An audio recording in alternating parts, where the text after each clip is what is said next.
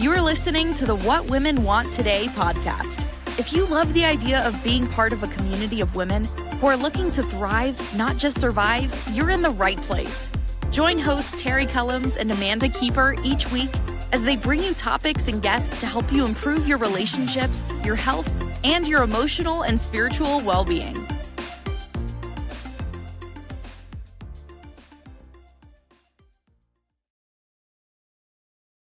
Welcome to this week's episode of the What Women Want Today podcast. I'm your host, Terri Kullums. And I'm your co-host, Amanda Keeper. Happy holidays, everybody. Oh, yes. How was your Thanksgiving? It was great. We had a full house. We had grandkids over. We had my niece over.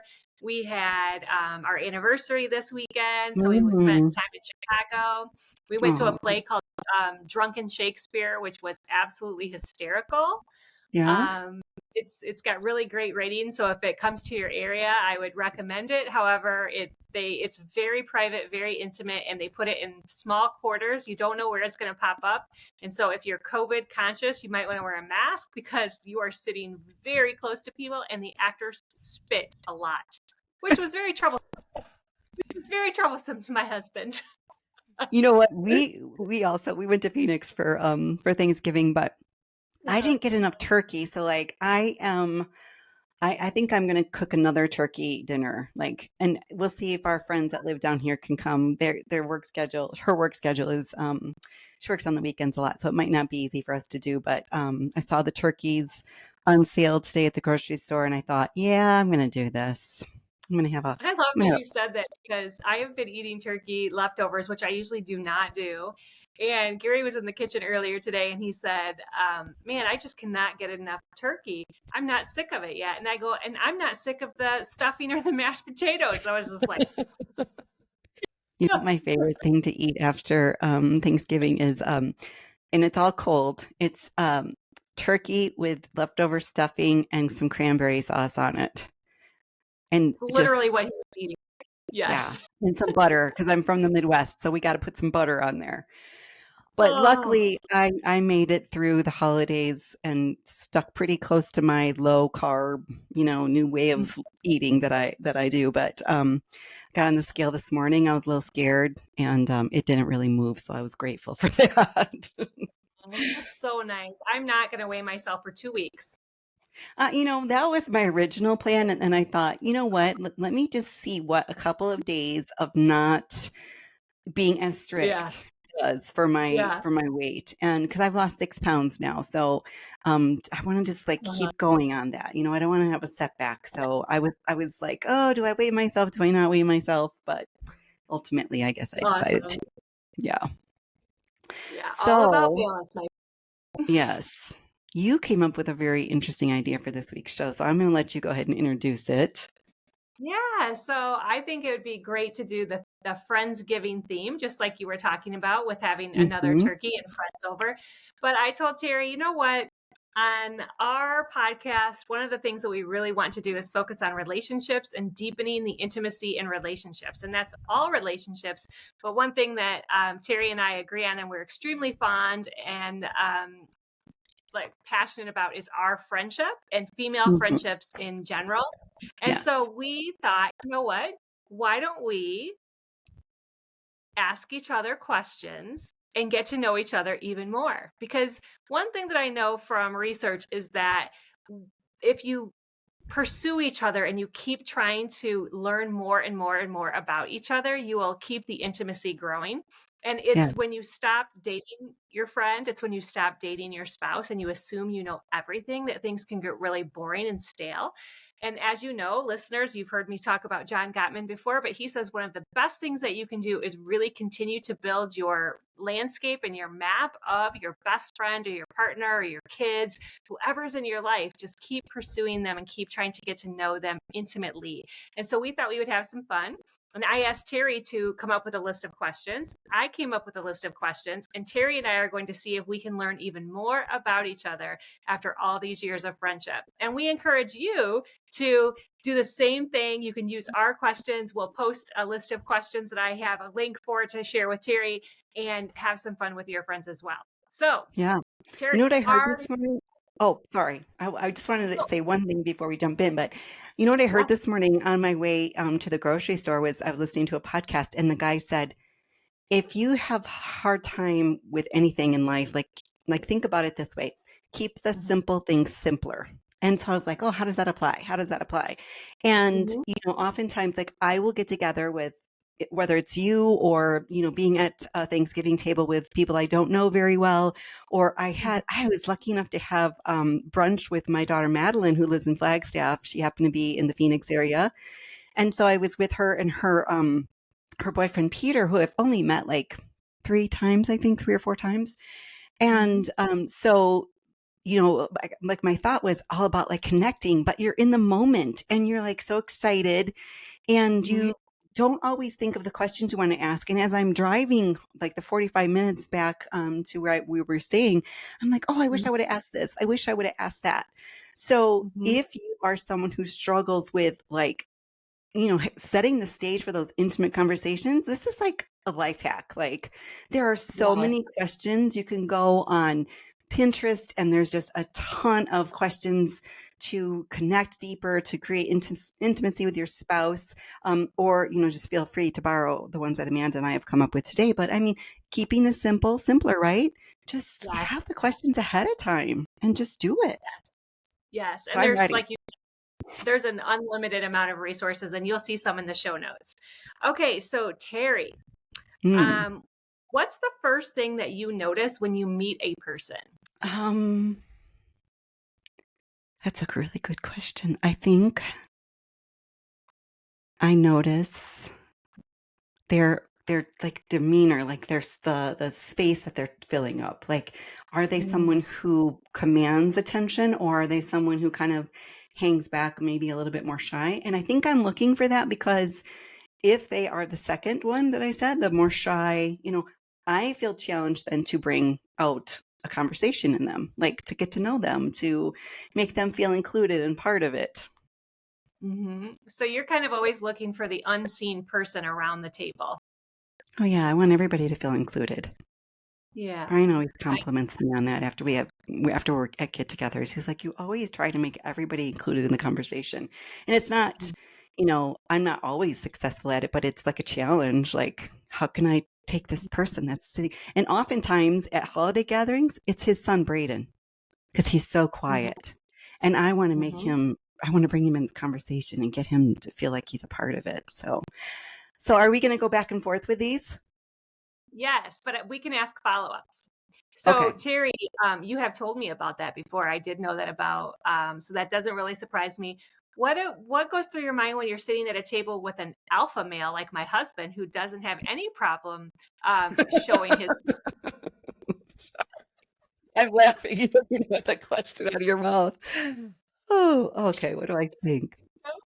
You choked. I think that's a complicated question to answer because if it's somebody I already know, I'm probably Mm-hmm. going to respond different than somebody who I'm meeting for the first time. Like if it's somebody I'm meeting for the first time and they're giving off a vibe that I don't care for, I'm probably just Mm-hmm. gonna back off. I'll probably just like back off. It's someone like Gary. And I already know like how this conversation is probably gonna go. I feel free to like interrupt you to get my own 2 cents in there. I know that answer Literally, doesn't and surprise you either. no, it doesn't at all, because when your face like lights up like a Christmas tree and you look at it like, oh, let's mess with him. Let's just like, you are not Let's go. intimidated at all. You're like, let's go, let's have it. Let's do this. Yeah. It's fun. Love It's it. fun. Yeah. All right, here's my first question for you. What is your biggest pet peeve? It's interesting. I've been asked this question many times and I already know what it is every time. And it's related to the question that I just asked you. My biggest pet peeve is when people have negative energy. Oh yeah. Yeah, it rubs me really, really wrong. And I have to really watch myself when I'm teaching, because students they'll come into the classroom with really negative energy. And I have to try to navigate that and meet them where they are and not take it personally. I am such like a grateful person, and I'm a definitely a gratitude person, and I have a really hard time with pessimist. And that's probably weird to say because I'm also a counselor and I have to also handle personalities who are more pessimistic, and I've gotten way better at it. But it's a clear answer for me that when energy walks in the room and it's just really, really negative, I have a hard time. Yeah. Have you ever found yourself just like trying to put them in their place? Oh, I used to do that all the time with students. And then I Yeah, that's realized the like atmosphere I this, was thinking of. yeah, and I realized this is more about me than it is about them. They don't have a problem with their pessimistic attitude. I'm the one that has the problem with their pessimistic attitude. And I had to stop being so like self-centered in many ways. Like, you know what? Maybe my class isn't for them. Maybe college isn't for them. Maybe they're being forced to be here. Maybe the person that walked in doesn't like the holidays. I just really have to understand that it's not always about my preference, but recognize and put it in check that it is true. It's hard for me, but I'm working on it. Yeah. Hmm. Very interesting. I've been in classes where the teacher was very visibly irritated and Yeah. tried to put the student, first the patients, and then when the patients wore thin, then it was like, trying to set expectations for, how often you should speak up and when it's time to like let the class flow, kind of thing. So Yeah, no, I interesting. agree. Okay, so Terri, if you could trade places with someone for the day, who would you choose to trade places with and why? Great question. Who would I change places with? Well, it wouldn't be because it probably wouldn't be because I envy their life. It would probably be because I'd want to like learn something, like living inside of another person and understanding something from their perspective. Mm-hmm. So that's probably the angle I would take. So it'd have to be somebody that has a skill that I long for, that I struggle with. Hmm. I would say like a marketing, because that's where I struggle with this podcast is, Mm-hmm. getting enough people to pay attention to it. So I think the big ones that stand out in my mind are probably ones that are going to be familiar to some people. Gary V is a big one. And I love how he throws the F-bomb around a lot because it's like my favorite word lately. And oh, I just had someone else in my head. Who was it? Oh gosh. You know who I want to be? I got it. Joe Okay, good. Rogan. Like I want to be inside Joe Rogan's head for the day. He's fucking amazing. Okay, what is it that you love about Joe Rogan?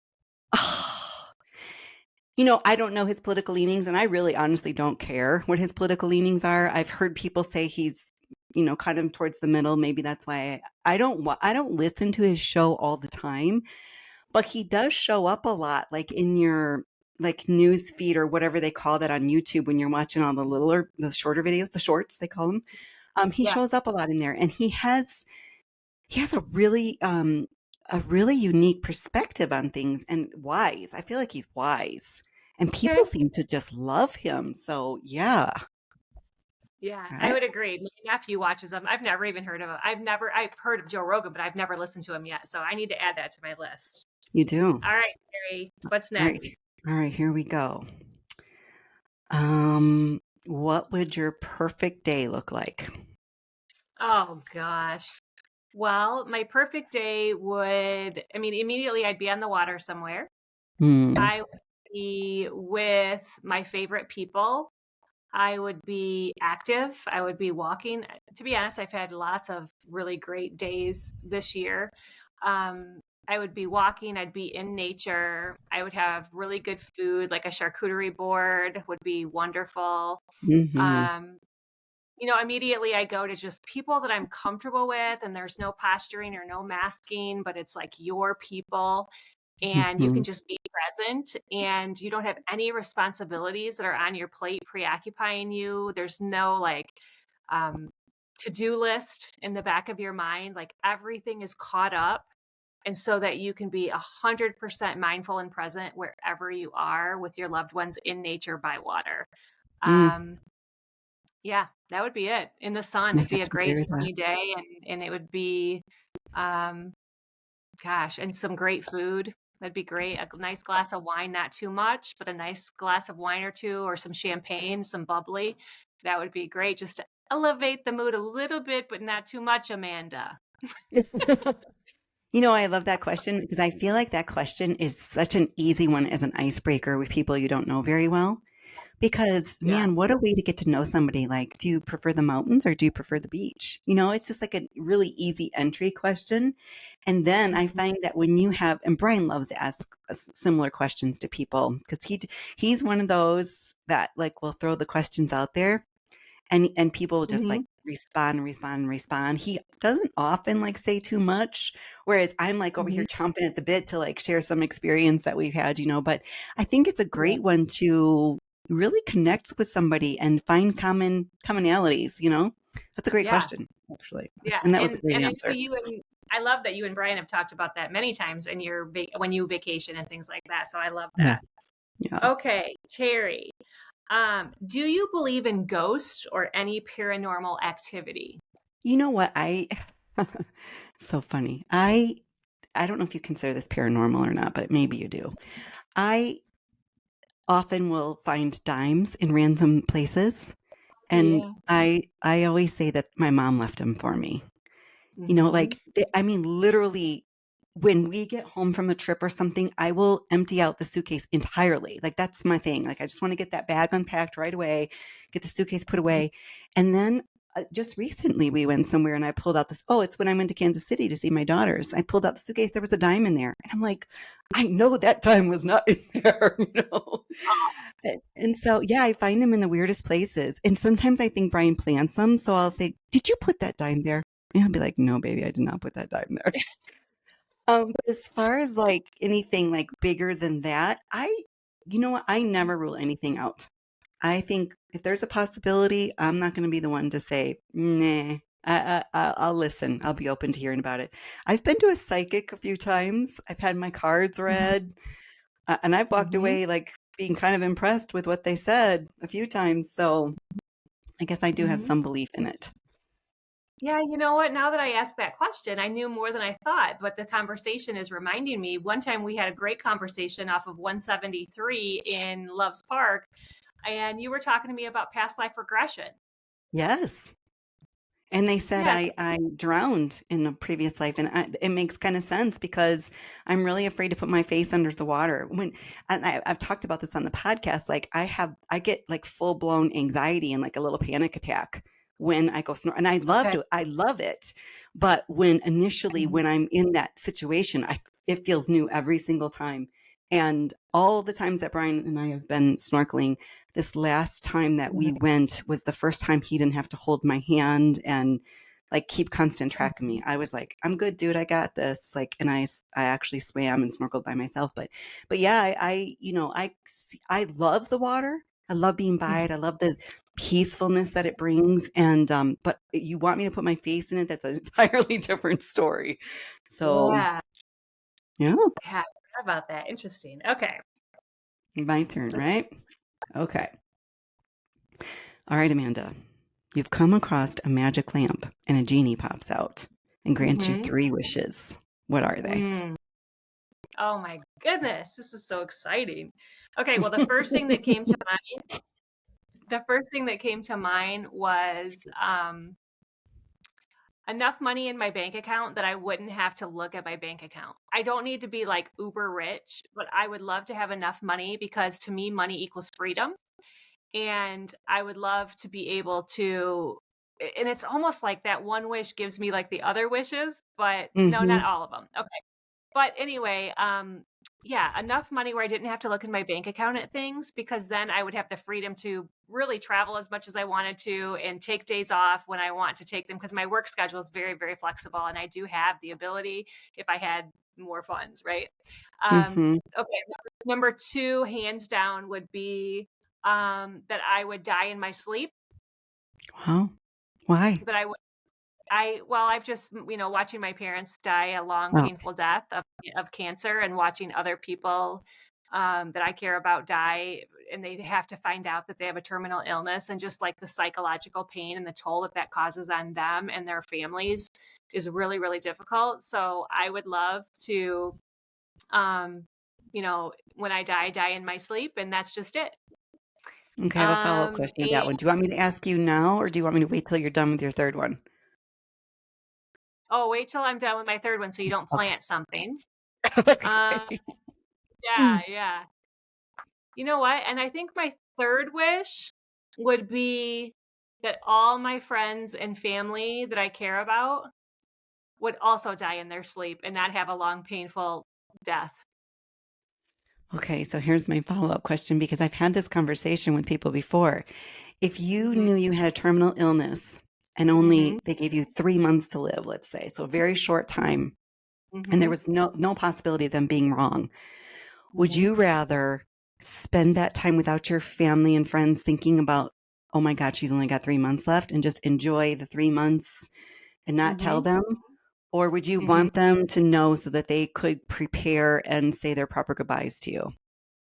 Well, I went through that with my mom. I mean, my mom, they told me that I asked the palliative care doctor when I found out that she was going to die, how long she had. And they said 3 to 9 months. And she Mm, lived exactly 9 months. And I absolutely would want to know. I would want my family to know. I would want all of, I would just want to spend as much time as humanly possible. I'd mhm, want to I don't want them to, not have to be able to have a part of like creating a very meaningful death experience. I have actually seen that hospice care workers and palliative care workers can make it one of the most beautiful things as part of living. Like dying is also part of living when you do know it. mhm. It's very difficult. It's very, very hard, but it can be done well. And I truly believe that. And I think that when they have more agency over it, then they can cope with it better and process it better. You do realize you just contradicted yourself in your answers, right? Yeah, because I wanted to die in my sleep. Yeah. Yeah. I didn't even think But about it until you were done with your answer. but I'm saying that if I would love to die in my sleep, but if I had to know that I'm dying, I would Okay. the question was, if you had to know that you're dying, would you want your family and friends to know? Yes. Okay. Yeah, you're right. Yeah. That's different. That's different. Okay. Your turn. All right. Okay. Um, okay. What song could you listen to on repeat for the rest of your life? Absolutely none. Absolutely none. You know what? It's weird. I'm not a big music person. I Mhm. never really have been. Um, like we have like 3 radio stations down here, and I think 2 of them are Mexican music and one of them's country, and I do not like country music at all. Mhm. And I don't understand the Mexican music, so it's not very enjoyable. So when I'm driving back and forth into town to do stuff, I'd rather just be quiet or listen to a podcast. I Mhm. don't need that. Even this morning, like one of my favorite things to do when it gets chilly out for some reason, especially around Christmas, is I turn on YouTube and they have like those fake fireplace scenes. And we Yeah. have a pretty big screen TV, so it can actually make it feel like you really have a fireplace, just minus the nice warmth of it. But this morning I thought, Mhm. oh, it's Christmas music season. There is a season between Thanksgiving and Christmas, and it's called Christmas music season. And I thought, oh, maybe I'll listen to some Christmas music. But I was making a grocery list, thinking about the questions for our talk today. And I thought, no, that's just too much noise. There's too much noise in my head. And I just turned Mhm. it back to a station that was just playing crackling fire noises. So there is absolutely no song that I would want to listen to on repeat. Repeat. So Yeah. does that surprise you at all? Like, because I'm wondering if some of these questions, like that we're asking each other, like deep down, do we really know the answers to some of these questions already?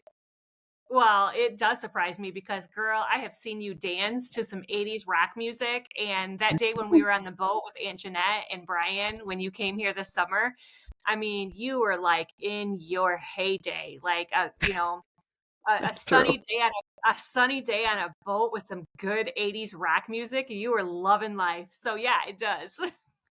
Yeah, that's true. You are right about that. When it comes to dancing, I do love to dance, especially if I've had a glass of wine. It brings And out your the wedding, hip movements. when you had your wedding, you and your girls and your family and grandma and all the kids were a dancing. You were dancing fools, like you were having I the don't think we best time. stopped. Yeah, I No, don't think we you didn't. stopped. Yeah, you're right. That's kind of that is kind of a funny answer. Okay. Okay. What is the best piece of advice you've ever been given, and what is the worst? I think the best piece of advice that I've ever been given. Well, I don't know if I've been given the advice that came to my mind. So let me think about, I read a lot and I do a lot of self-development. Well, I know. So my mentor, Martha Cooper, when I was in grad school for communications, she told me when it comes to career, choose the option that gives you more options. When it comes to Ooh. when it comes to career, not relationships, because that could get hairy. But when it comes to career, and maybe that's true too, but not in my experience. I don't know. But she said when it comes to career, choose the option that gives you more options. So when I was getting another degree, I could have gotten a PhD in communication, but really it kept me in the same field. And instead of doing that, I got another master's degree or MSED in clinical mental health counseling. So now I have options. If I get tired of, I've been teaching 25 years, I can retire early if I want to. I'm not stuck in any Yeah, one, and I'm not stuck in any one career because I have a skill set and I'm tooled up for at least a couple different careers. So I think that was great advice. that is Worst, amazing advice. worst advice. When I was getting divorced from my first husband, my uncle said, "We don't get divorced in this family. We stay Oh, together. We oh, stay together." Well, I didn't well, listen to him. I'm glad I didn't listen to him because that was not a good match. And I've seen others that are matched and stay together and they're absolutely miserable and their physical health totally wears out and tears them down. I think my mom was one of them included, even though I am glad they stayed together, but I think that she paid a price for it, for her mental and her physical health, because he was undiagnosed PTSD with a medic in the Vietnam War. So I think that's horrible advice. yeah, I think it is too. And as a professional mental health counselor, do you think that's wise for the children? I mean, is it No, better no, if there's the so much. children? I think, like, Yeah, yeah, on one hand, you do have to help your children cope with divorce. On the other hand, I always wonder, like, wouldn't it be better if they could see an example of a real love, a true love, something that they could aspire to? yes, 100%. And I know people that have left marriages because somebody is an addict, and Mhm. they left the person, and then the person they were married to like died an early death because they never Mm. stopped doing drugs and alcohol. And that's just one example. Um, and they chose not to have a life sentence with that addiction when they divorced that person, and Yep. I don't blame them for that, for getting their children out of a situation like that. So there's many, No. that's just one example, but there's many reasons. So yeah, that'd be my answer. Okay, Terri, if you would have had a boy instead of four girls,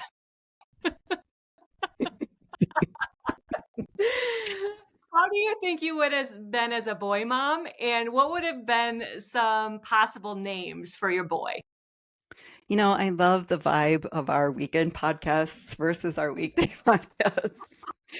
And I just want the audience to know you see me and Amanda drinking some wine. This is my first glass. This is her and I when we start these conversations. So you're getting the real deal here. Okay, well, I You're do have three. kidding when we go you're kidding when we go to our Mexico trips.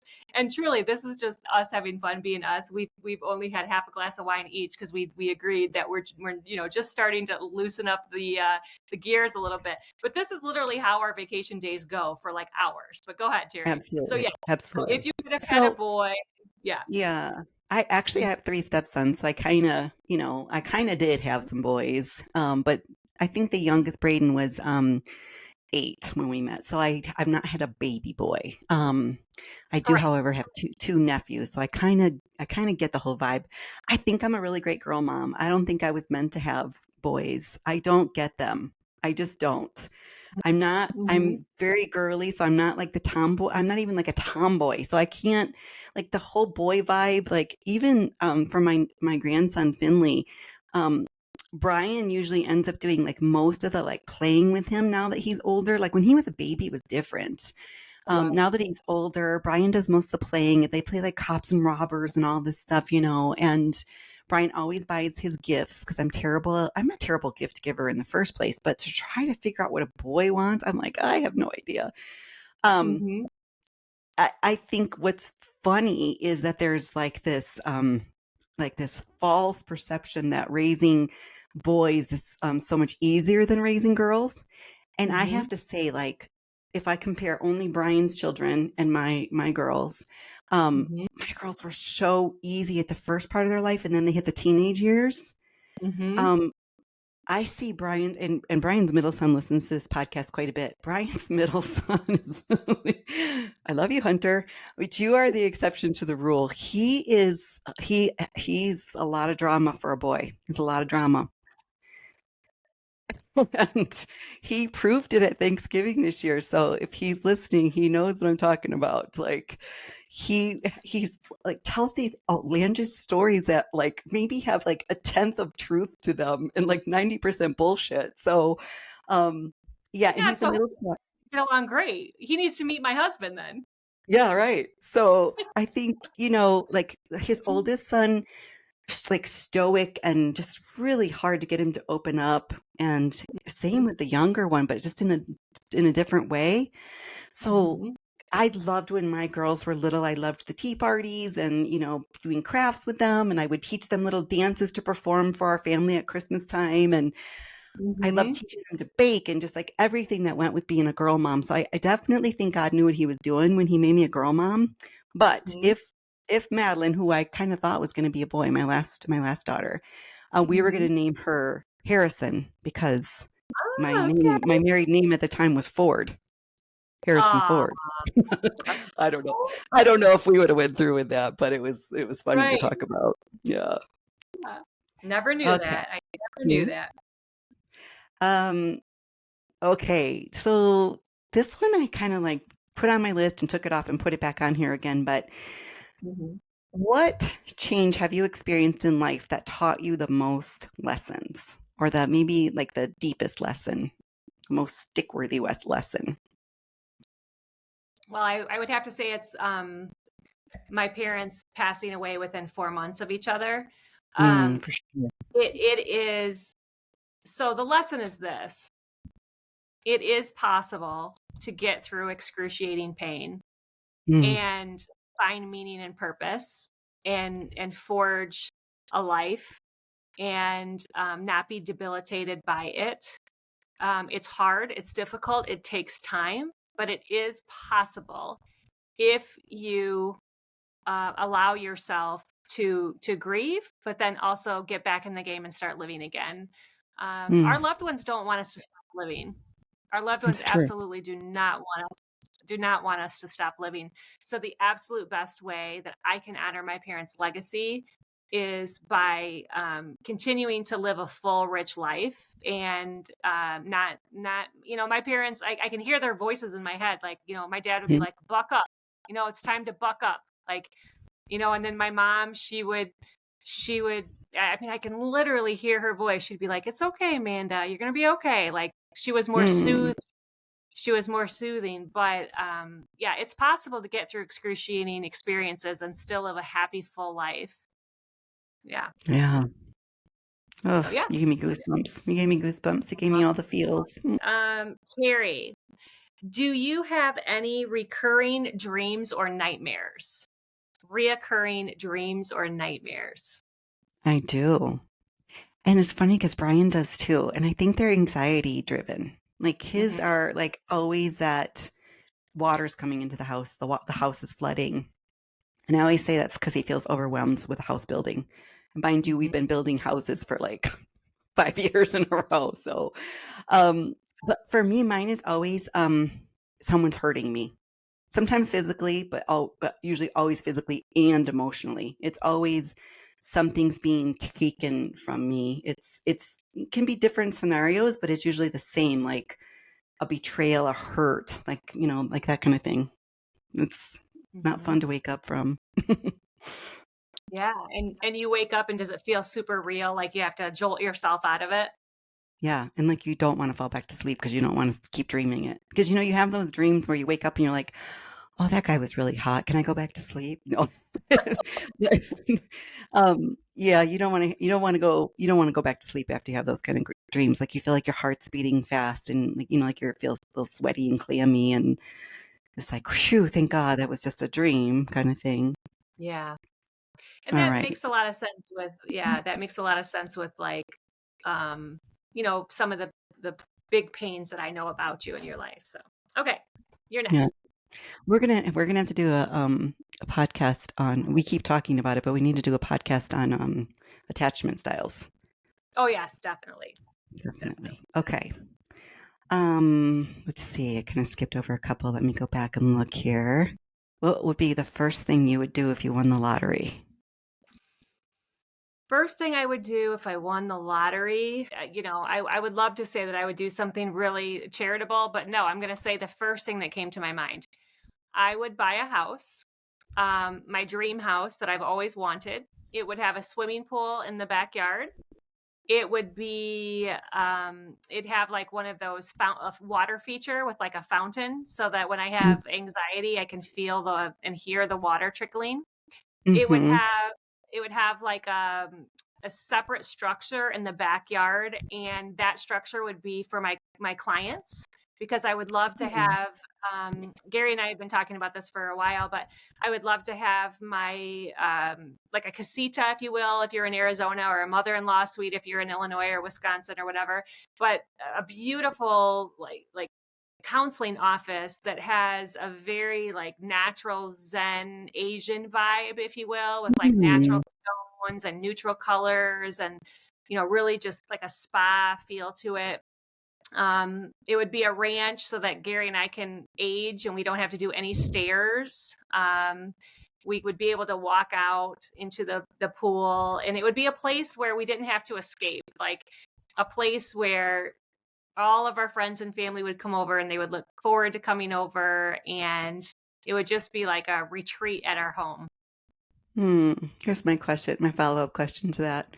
Do I get to decorate this house?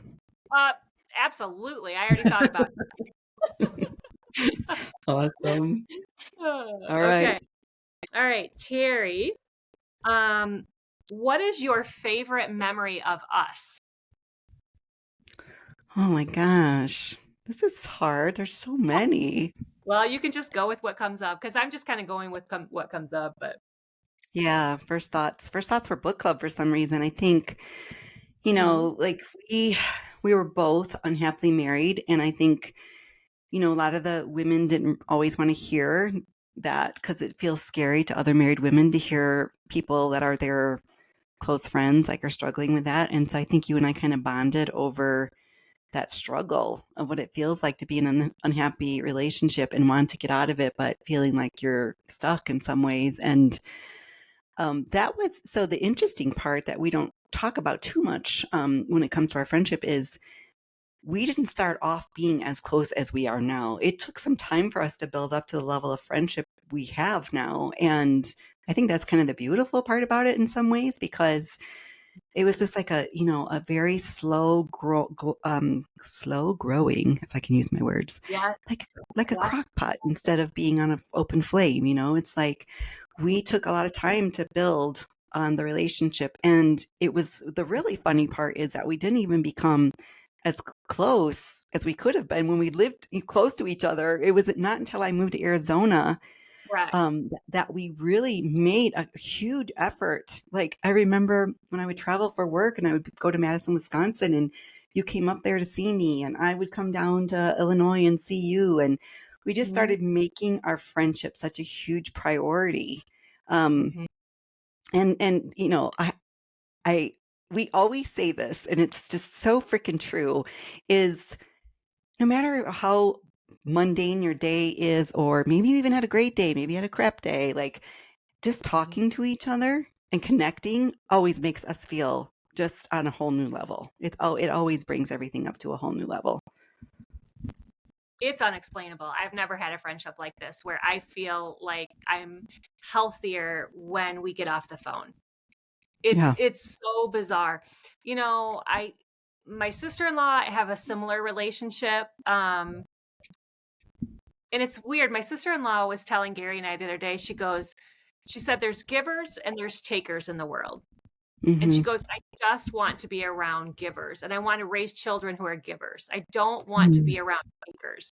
And every time, Terri, every time we have a conversation, I feel like I've just got some sort of like, whether it's peace, whether it's serenity, whether it's perspective or clarity, or just an opportunity to vent. I just feel better after every conversation, and it's very unexplainable. It is. And I feel like you bring out the best in me. And sometimes even like I'm surprised by the things that come out of my mouth that I didn't even know were there. And you were like, I needed to hear that, I loved that. Or, just always felt feeling encouraged after our conversation. So yeah, that was a very long answer. Yeah, but there's a lot so of good. Awesome. I love it. It's so tempting to say some of our vacation times, but I think it's the everyday things. Yeah, I love that answer too, because I totally thought you were going to say one of our vacations, but I couldn't. Yeah, you said it's like a crock pot, not an open flame. Yeah, it's slow cooking. Is that a podcast name? Couple of crock pot ladies? Maybe. All right. What is something that you've learned about yourself that you had a hard time? I had a hard time thinking of the wording of this question, but this is what I really want to know. Like, what is something that you've learned about yourself that you're like, oh crap, I kind of have to own that, even though it's not always very favorable to own it. Like, what is that thing? I mean, it's easy, hands down. I've been told this since I was very young. My best friends growing up in high school, and a counselor told me this. My husband has told me this. You haven't said it totally, but in a roundabout way, you've said it. It's hard to have conflict with me. I can be like a porcupine. Like I can my counselor said, like when people come at me with conflict, like it's like a cat arching its back. Like I get really defensive. Like my first default is to get very, very defensive. And that has been that is my nemesis, is just being able to regulate myself when people are upset with me. And that comes from a trauma background of living with my dad, where a lot of times when somebody was upset with you, the next thing that happened was somebody got hit. So I know where it comes from. It comes from a trauma background, but I have a really hard time. I so admired people who are experts at conflict. When we had Scott Tillema on the podcast, and he was an expert in helping people, helping regulate people when they're upset, I was like, man, if I could have a superpower, that would be my superpower. Yeah, I agree with that. We learned a lot that day. That was a really great podcast episode. If you haven't listened to that one yet, make sure you go back and listen to that one. I think, sometimes the titles of the podcast throw people off a little bit because I'm not the best at naming them. It's not a strength, but yeah, I think, one of the things I learned that day from him is, if you don't face it head on, it's not like you can ever avoid it. You don't avoid it. You're just deflecting it and you're postponing it for a future date. Like it's not going to go away. Right. Conflict sticks. So yeah, that was a great conversation with him that day. Yeah. We've had really good guests on this podcast. We've been very fortunate. Oh my gosh. Absolutely. Yeah. Okay. What part of your childhood are you nostalgic for? I almost feel like there's two different, like, they say the Gemini, is like two-faced, like, that whole, I don't even know, I can't even like articulate the Gemini, but like, just, you got one day this is Brian, right? You and Brian, your birthdays are a day apart. I literally married my husband and my best friend are like almost the same people. But May 30th and 31st. Yeah. Yeah. He could be so super sweet one moment. And then the next moment he's like, not mean, but like teasing in a mean way. And you're like, oh, who are you today?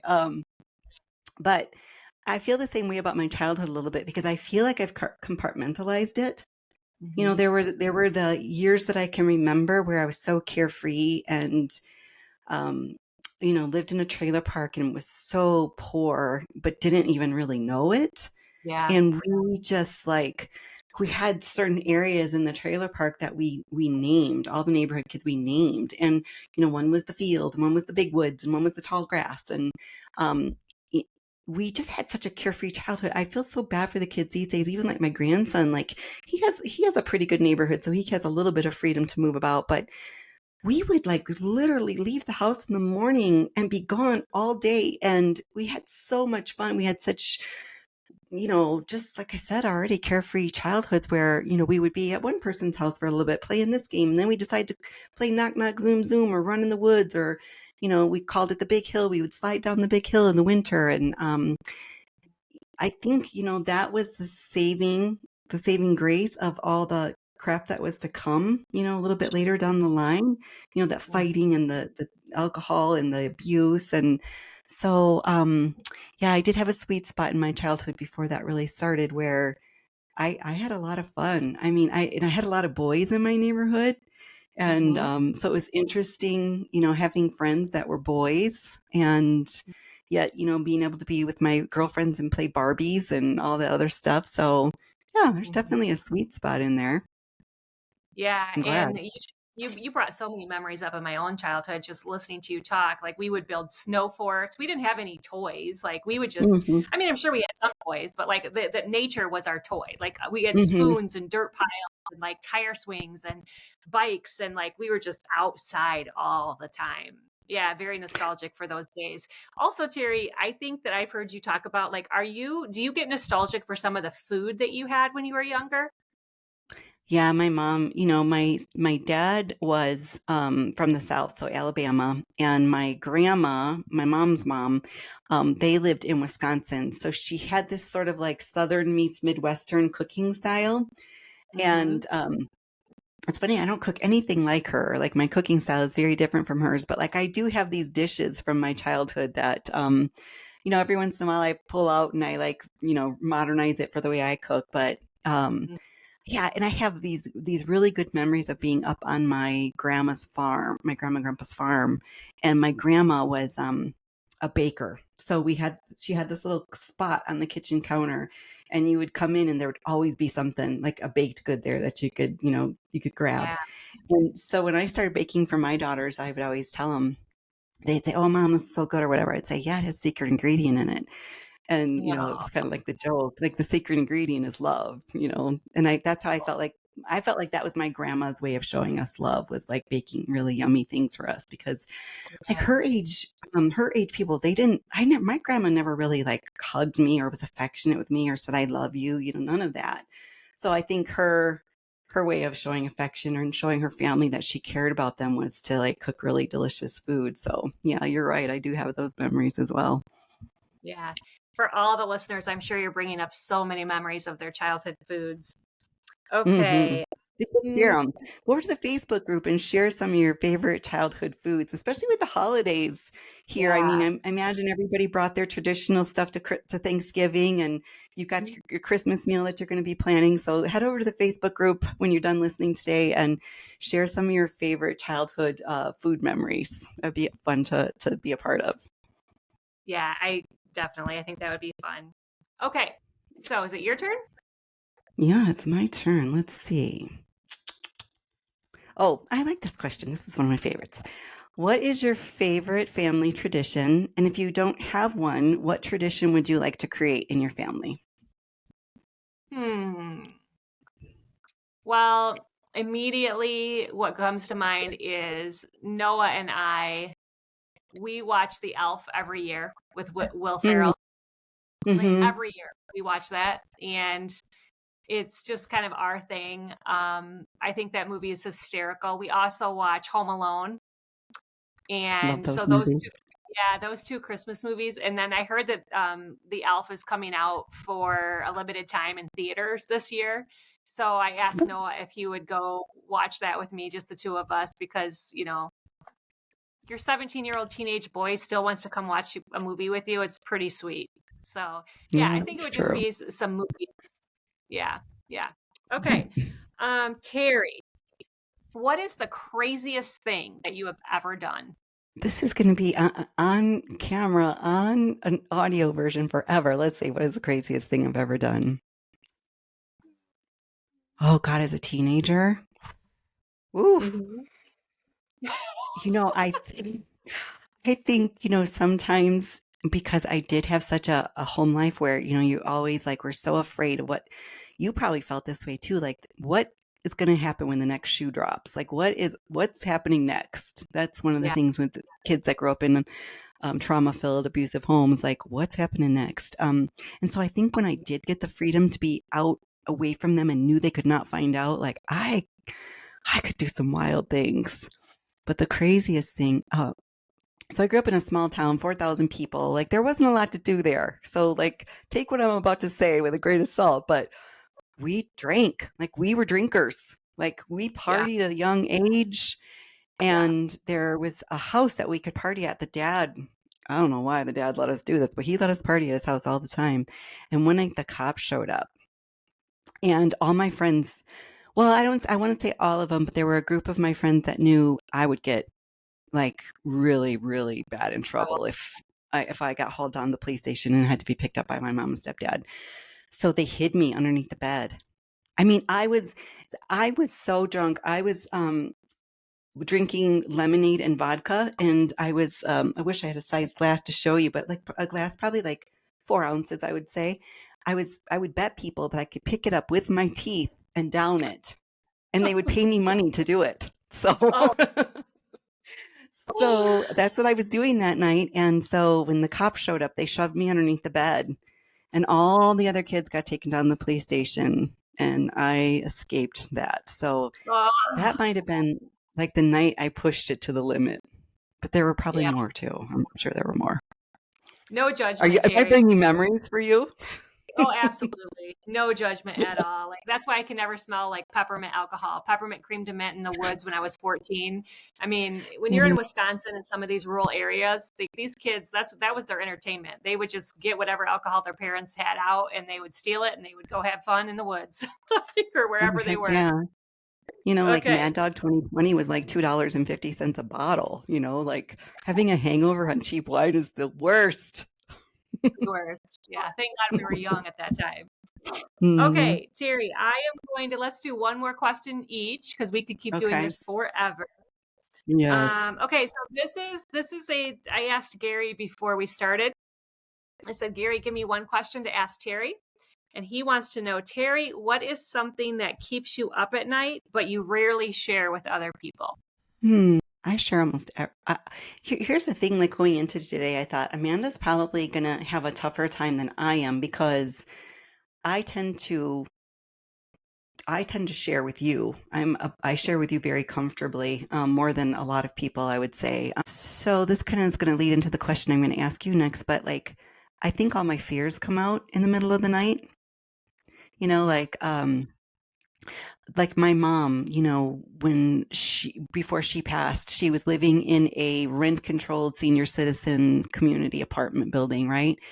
And I know I'm nothing like my mom, and I have to remind myself that sometimes. My mom was shut herself off, and we talked about this a little bit a couple of weeks ago, I think, on a podcast episode, but she had the opportunity to become involved in this community that she lived in through podcasts and backyard barbecues. They had this, deck and weekly bingo or, whatever it was. And her choice was to stay in her apartment by herself a lot. And I know that's not me. I would not do that. I know, as morbid as it sounds, when Brian and I talk about if he were to pass away early, my thought is I'm moving somewhere where there are people close or like-minded like me, that want to do. I love playing games. I love going on shopping trips. I want to be where there's other senior citizen ladies like me that are active and want to do stuff and want to meet new people and want to have friends. I'm super outgoing like that most of the time. So my fears are being alone. In the middle of the night, I think, what if something happens to Brian? I don't want to be alone. I don't want to be my mom. I don't want to not have friends. I don't want to get so set in my ways that I don't want to change. And I think I worry about that. And it may be hard to understand for some people. They're like, why the hell is she worrying about something that hasn't happened yet? But my husband, his mindset is so much different about his health than mine is. I'm very focused on it, and he's very nonchalant about it. And he does have, he's pre-diabetic and he hasn't really decided to make those changes yet. I'm still hopeful that he will, but I have two friends. One's mom died of diabetes when she was in her late 60s, and another friend whose mom is very ill because she has diabetes and she's in her 60s. And I have this, big life imagined for Brian and I after he retires. And I'm fearful that I won't get to experience that. So those are the things I think about in the middle of the night when I'm laying there awake. That was very honest, Terri, because we have talked about that a lot. Yeah. And my last question for you is going to be, what do you fear? And so it's a very similar question to the one you asked me. It's like, what is your biggest fear? It's interesting because without doubt, my biggest fear is fear itself. I don't want to be debilitated by fear. And so I really try to be very resilient and accepting. My father once said, the only thing in life that you can truly count on is change. And so the people that really do best in life are those that embrace change and those that can just roll with whatever life throws at them. So it's very clear for me, I have panic disorder. So I've been at the worst of what it feels like to have fear controlling you. And I've done so much work that my goal is that no matter what happens to me in my life, that I would be able to handle it and take it in stride and still live a very fulfilling, joyful life, despite whatever my circumstances are. Love it. I'm so glad we decided to do this episode today. I really hope that, people listening are very encouraged to have some of these meaningful conversations with their girlfriends. Maybe if they belong to a book club, this could be like a holiday gathering where everybody comes with some questions to ask the whole group to connect on a deeper level. If it's your spouse that you're having a hard time with, and I thought I might say that during today's episode about connecting with your spouse on a deeper level. And I thought, would people think that was a strange thing to say because you should be having these everyday conversations with your husband anyway, right? But I know just in my own life, with the house building going on, I can be sitting next to my husband, at 5:30 in the morning when we're having our coffee together. And it feels like he could be, 5 miles away from me because his mind is so much not on that couch. He is like, his body's there, but his mind is like 5 miles away at our property building a house, wondering if he should order some things from China instead of, getting them in the US. I mean, just like the litany of things that he thinks about keeps him so occupied so much of the time that sometimes I do have to bring him back and say, hey, where are you? Like, I want you to be like here with me right now. And I feel like you're not. Can you please come back? And so I don't think it's silly at all to imagine that in anybody's life, like having these intimate conversations. Some of the answers I gave today, I was wondering what you might say that might freak me out, that I'm like, oh God, I don't want to answer that question, But I think we shouldn't be afraid to shy away from some of these more intimate conversations. And I think for some personalities, that's more difficult than it is for others. But that's the challenge I would like to leave our listeners with today is go out there and be brave and ask some questions to make some deeper connections this holiday season. Yeah. And I would say that on the other end, when you are the person answering the question, you really get to better know yourself. And that's a wonderful part of this this activity or whatever you want to call it that we did today. So I echo that, Terri. I am so thankful that we did this today. It is a Friendsgiving to remember for us. And I wanted to end this podcast by showing the listeners, my bestie sent me an ornament today. And so I checked my mail and I have a Christmas ornament and it says, congrats on being my bestie, you lucky bitch. Oh, and it's this website where you can go on and you can make like the pictures of the two women. And I wish, like if you're not watching this on YouTube, maybe we'll have to try to figure out how to post a picture, maybe over in our Facebook group. But it's like I have the biggest, hugest frizzy hair in this picture, and Amanda has like the most beautiful like outfit on. She looks so good. And it was very fun to buy that for you. I'm so glad that you saw the humor in that. I know not every woman wants to be called a bitch, but Oh, I thoroughly enjoyed it, and I thought I looked hot. I even thought with my gray hairs and my red shirt. Gary, my husband, thought I looked hot as well. So great choice, Terri. Great yeah. choice. Well, they didn't really have a dark-haired woman our age without gray hair, so. Nor do All we have right, one usually. friends. Oh, there you go. Have All right, friends. Thank you so much for joining us. Bye-bye. Bye-bye. Amanda, I don't know if this ever happens to you, but I sometimes will learn something really cool on a podcast, on a YouTube video, audiobook, whatever. I think I'm going to remember it, and then I forget. Does that ever happen to you? Yeah, I call it brain after 40 all the time. Well, that's what we'll officially call it. But we've come up with something. Do you want to introduce it? Sure. It's from an app called Jim Quick, and it's an acronym called FAST. Yeah, and the F, it stands for Facebook. So we're inviting you officially right now to come over and join us on Facebook. Get involved with the community. Share your favorite episodes with your friends on Facebook. Yeah, the A is go ahead and take an action. So you can't remember anything if you don't act. And S is for subscribe. Make sure you're subscribed to our YouTube channel. And then T is teach. Teach what you've learned to somebody else. Share the love. All right, we hope that works for you. Thank you for joining us. We'll see you next week. Bye-bye.